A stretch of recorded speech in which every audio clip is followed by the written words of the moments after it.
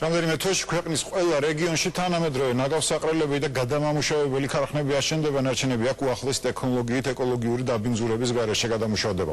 საუბარია ლატვიურ ანალოგზე, თუმცა შეაძლოა ქვეყანაში სხვა ევროპულ სახელმწიფოებში აპრობირებული მეთოდებიც გამოიყენონ.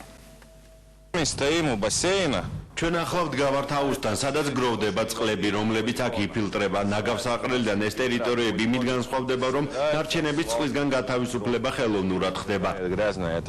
ეს რიგაში ყველაზე დიდი მყარი ნარჩენების გადამამუშავებელი ქარხანა ეკოჯეტლინია. თანამედროვე ტექნოლოგიების საშუალებით ნარჩენების გადამუშავება აქ ეკოლოგიური დაბინძურების გარეშე ხდება. გადამუშავების შედეგად ბიოენერგია მიიღება, რომლიდანაც ელექტრო და სითბური ენერგიის გამომუშავება ხდება.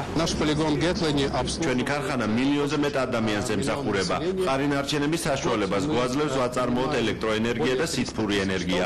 ლატვიის სახელმწიფო ენერგო კომპანია ჩვენგან ყიდულობს ელექტროენერგიას. სითბურ ენერგიას კი სათბურების გასათბობად ვიყენებთ.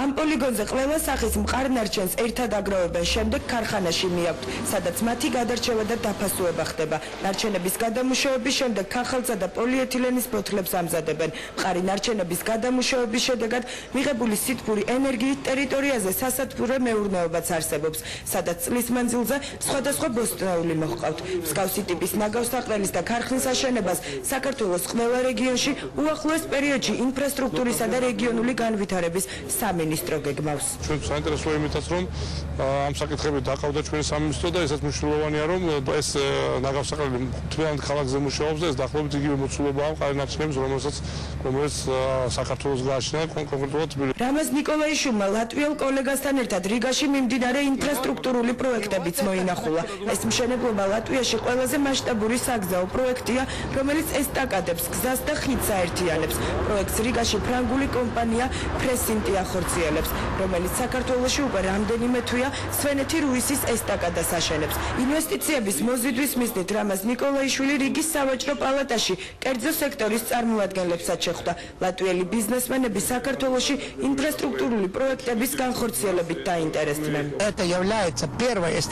რიგის სამხრეთის ხიდი ბალტიისპირეთის ერთ-ერთი ყველაზე დიდი ინფრასტრუქტურული მშენებლობაა. ხიდი უნიკალური ექსტრადოსეთის სისტემის მიხედვით არის აგებული, რაც იმას ნიშნავს, რომ პილონები, რომლებიც ხიდზე აღმართული, ხიდის ზედა ნაწილს უფრო გამძლეს და მყარს ხდის. მსოფლიო ბანკის კვლევის მიხედვით ლატვია ბიზნესის კეთების თვალსაზრისით 24 ადგილზეა. საქართველოს კი მე-12 ადგილზე. ჩვენი ბიზნესმენებისთვის საინტერესო იყო იმის მოსმენა, თუ როგორ მიაღწია საქართველოს ამ ხელა წარმატებას. ვიზიტის ფარგლებში რამაზ ნიკოლაიშვილმა ლატვიელ კოლეგასთან ხელი ურთიერთთანამშრომლობის მემორანდუმსაც მოაწერა, რომელიც ორ ქვეყანას შორის რეგიონული განვითარების პროექტების შემუშავებას და განხორციელებას ითვალისწინებს.